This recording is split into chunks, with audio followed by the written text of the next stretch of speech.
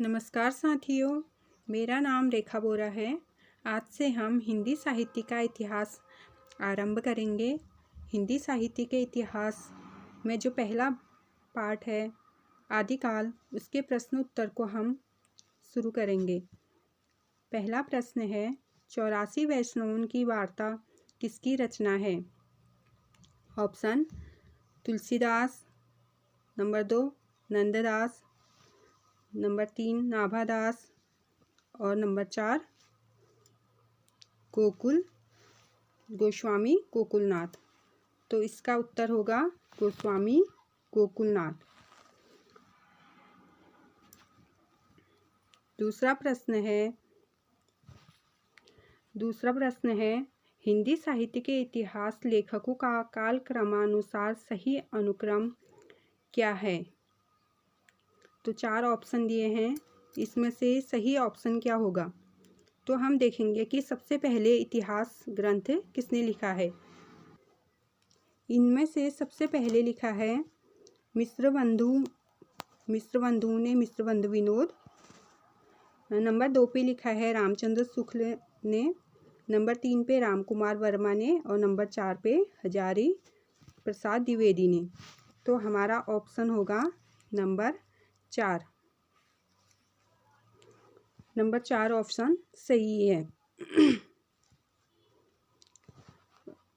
Third प्रश्न है, मिश्रबंधु में कौन नहीं है? तो मिश्रबंधु 3 भाई हैं, उसमें से कौन से नहीं हैं?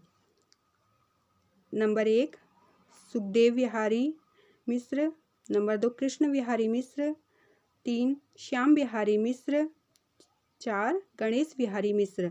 तो मिश्रबंधु विनोद में 3 भाई हैं और इन्हें आप ऐसे याद कर सकते हैं, गणेश श्याम सुख या सुख श्याम गणेश, गणेश श्याम सुख करके 3 भाई हैं। तो इसमें कृष्ण विहारी मिश्र नहीं है। ऑप्शन 2 हमारा सही उत्तर होगा। प्रश्न 4 है, गारसा दत्तासी ने हिंदुस्तानी साहित्य का इतिहास किस भाषा में लिखा है? गारसा दत्तासी जो विद्वान हैं उन्होंने एक इतिहास लिखा है, हिंदुस्तानी साहित्य का इतिहास किस भाषा में लिखा है? फ्रांसीसी में, जर्मनी में, अंग्रेजी में या हिंदी में? तो उन्होंने लिखा है ये फ्रांसीसी में, अर्थात फ्रेंच भाषा में। प्रश्न 5 है, निम्नलिखित इतिहास ग्रंथों का कालक्रमानुसार सही क्रम क्या है? तो इतिहास ग्रंथ लिखे गए विभिन्न विद्वानों द्वारा, तो उसमें से सही अनुक्रम क्या है? सबसे पहले कौन सा इतिहास ग्रंथ लिखा गया? तो इसमें से ऑप्शन 4 जो है वो सही है। मिश्रबंधु विनोद सबसे पहले लिखा गया, फिर हिंदी साहित्य का इतिहास रामचंद्र शुक्ल द्वारा लिखा गया, फिर हिंदी साहित्य का आलोचनात्मक इतिहास रामकुमार वर्मा द्वारा लिखा गया, फिर हिंदी साहित्य की भूमिका हजारी प्रसाद द्विवेदी द्वारा लिखा गया। फिर है 6 क्वेश्चन नंबर, निम्नलिखित रचनाओं को उसके रचनाकारों के साथ सुमेलित कीजिए। तो एक साइड इतिहास ग्रंथ दिए हैं और दूसरे साइड लेखक दिए हैं। तो हिंदी साहित्य की भूमिका, यह किसकी रचना है? यह है हजारी प्रसाद द्विवेदी की। हिंदी साहित्य का आलोचनात्मक इतिहास, यह है रामकुमार वर्मा का। तो हम ऑप्शन में देख लेते हैं कि पहले का 2 किसमें है। तो इसमें से पहले का 2 हमारे दूसरे ऑप्शन में है। तो हमारा ऑप्शन नंबर 2 सही। हिंदी साहित्य की भूमिका है वो हजारी प्रसाद द्विवेदी ने लिखा था, और हिंदी साहित्य का आलोचनात्मक इतिहास रामकुमार वर्मा ने। हिंदी साहित्य की संत परंपरा है ये परशुराम चतुर्वेदी ने, और हिंदी साहित्य का दूसरा इतिहास है डॉक्टर बच्चन सिंह ने। तो हमारा ऑप्शन नंबर 2 सही हो जाएगा। 7वां प्रश्न है, शिव सिंह सरोज का प्रकाशन कब हुआ? शिव सरोज जो इतिहास ग्रंथ है शिव सेंगर द्वारा लिखा गया, इसका प्रकाशन किस वर्ष हुआ? तो इसका 7वें का आंसर होगा शिव सिंह सरोज कब लिखा गया? 1883 में। तो 7 क्वेश्चन का आंसर होगा सी हमारा सही होगा।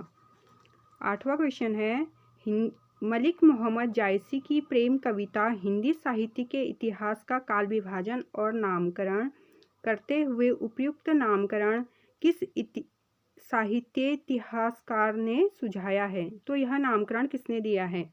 ऑप्शन है Abraham George Grierson, Ramchandra Shukla, Hazari Prasad Dwivedi, Ganpati चंद्र गुप्त।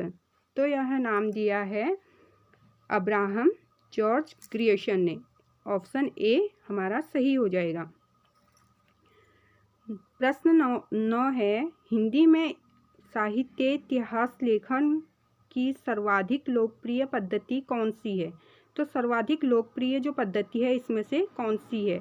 ऑप्शन है वर्णानुक्रम पद्धति, विधेयवादी पद्धति, वैज्ञानिक पद्धति, कालानुक्रमिक पद्धति। तो सही उत्तर होगा विधेयवादी पद्धति, ऑप्शन बी। और विधेयवादी पद्धति से किसने रचनाएं की थी? ये की थी रामचंद्र शुक्ल ने, आचार्य रामचंद्र शुक्ल ने। प्रश्न नंबर 10 है, प्रश्न नंबर 10 है, किसी भी साहित्य के इतिहास को समझने के लिए उससे संबंधित जातीय परंपराओं, राष्ट्रीय और सामाजिक वातावरण एवं सामयिक परिस्थितियों का अध्ययन विश्लेषण आवश्यक है। यह कथन किस पद्धति के संदर्भ में कहा गया है? तो यह किस पद्धति के संदर्भ में कहा गया है? यह कहा गया है विधेयवादी पद्धति के संदर्भ में, ऑप्शन ए। और विधेयवादी पद्धति जो है उस पे किसने इतिहास ग्रंथ लिखा है? आचार्य रामचंद्र शुक्ल ने। प्रश्न 11 है, राकेश अग्रवाल नाम के एक विद्वान ने अपने साहित्य इतिहास ग्रंथ में इन रचनाकारों को इस क्रम में रखा: कबीर, केशव, बंग महिला, मन्नू भंडारी। साहित्य इतिहास लेखन की पद्धतियां निम्नलिखित हैं। तो ये कौन सी पद्धति है जो लिखा गया है? वर्णानुक्रम पद्धति, कालानुक्रम पद्धति, वैज्ञानिक पद्धति या विधेयवादी पद्धति। तो नीचे ऑप्शन दिए हैं हमको कि पहला, दूसरा, तीसरा ठीक है या तीसरा, पहला, तीसरा, चौथा ठीक है। तो हमको देखना है कि ये कौन सी पद्धति है। इसमें दिया है पहले क से दिए हैं कबीर, केशव, फिर ब से, फिर मौ से। तो ये एक तो वर्णानुक्रम पद्धति है और एक है कालानुक्रम पद्धति। तो हमारा ए और 2 कौन से उसमें है? हमारे ऑप्शन में है सी। तो हमारा सी ऑप्शन सही हो जाएगा। प्रश्न 12 है, रामचंद्र शुक्ल ने अपने पूर्ववर्ती साहित्य इतिहास ग्रंथों के लिए निम्नलिखित विशेषणों का प्रयोग किया है। तो उन्होंने जो साहित्य इतिहास ग्रंथ हैं रामचंद्र शुक्ल ने, उनसे पहले जो इतिहास ग्रंथ लिखे गए उनको क्या नाम दिया है? शिव सिंह सरोज को कविवृत्त संग्रह, model vernacular literature of northern Hindustan को बड़ा कवि वृत्त संग्रह, मिश्र बंधु विनोद को प्रकांड कवि वृत्त संग्रह। तो रामचंद्र शुक्ल ने इन सभी इतिहास ग्रंथों को ये नाम दिए थे। तो ऑप्शन क्या हो जाएगा? डी सही हो जाएगा, क्योंकि शिव सिंह सरोज को उन्होंने कवि वृत्त संग्रह कहा, model vernacular literature of northern Hindustan को बड़ा कवि वृत्त संग्रह कहा, और जो मिश्र बंधु विनोद था उसे प्रकांड कवि वृत्त संग्रह, यह नाम आचार्य रामचंद्र शुक्ल द्वारा दिया गया। प्रश्न 13 होगा, रामचंद्र शुक्ल ने अपने हिंदी साहित्य का इतिहास जो उनका ग्रंथ है उसमें लिखा है, क्या लिखा है उन्होंने इसमें?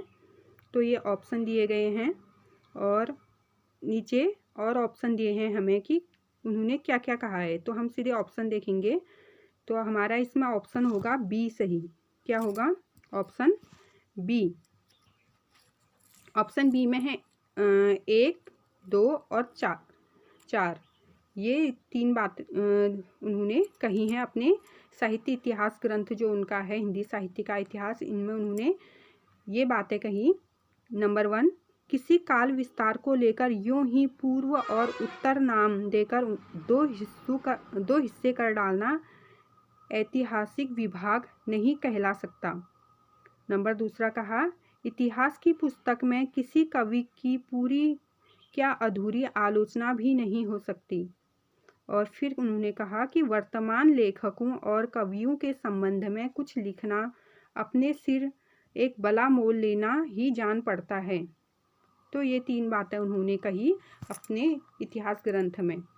तो एक एक करके ये कोटेशन भी पूछे जा सकते हैं कि ये किसके कोटेशन हैं। तो हमें ये याद रखने हैं कि ये रामचंद्र शुक्ल के हैं। प्रश्न 14 है, रामचंद्र शुक्ल ने अपने इतिहास ग्रंथ की सामग्री के सहयोग के लिए निम्न ग्रंथों का नाम लिया है। तो कौन कौन से ग्रंथ ऐसे हैं जिन्हें रामचंद्र शुक्ल ने अपने इतिहास ग्रंथ लिखने के लिए उनका सहयोग लिया था। अच्छा, मैं इसके ऑप्शन देना यहाँ पे भूल गई हूँ। तो हम ऐसे ही देख लेते हैं कि कौन कौन से इतिहास ग्रंथ उन्होंने सहयोग में लिए थे। तो उन्होंने लिए थे, एक तो मिश्रबंधु विनोद लिया था। सहयोग में कौन कौन से लिए थे? पहला लिया था, एक मैं नीचे कर लेती हूँ इसको,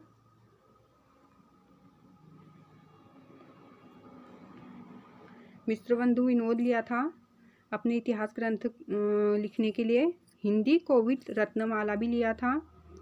और लिया था शिव सिंह सरोज नहीं लिया था। एक मिश्रबंधु विनोद, एक हिंदी कोविद रत्नमाला, और एक लिया था कविता कौमुदी, और एक लिया था ब्रज माधुरी सार। तो आचार्य रामचंद्र शुक्ल ने जो अपना इतिहास ग्रंथ लिखा, उसे लिखने के लिए उन्होंने कुछ सामग्री ली। और वो सामग्री कहाँ कहाँ से ली? एक मिश्रबंधु विनोद से, दूसरा हिंदी कोविद रत्नमाला से, तीसरा कविता कौमुदी से, और चौथा ब्रज माधुरी सार से। तो आज हमने 14 क्वेश्चन किए। आई होप आपको ये प्रश्न अच्छे लगे होंगे, और आगे भी हम इसी तरह प्रश्न लाते रहेंगे। धन्यवाद।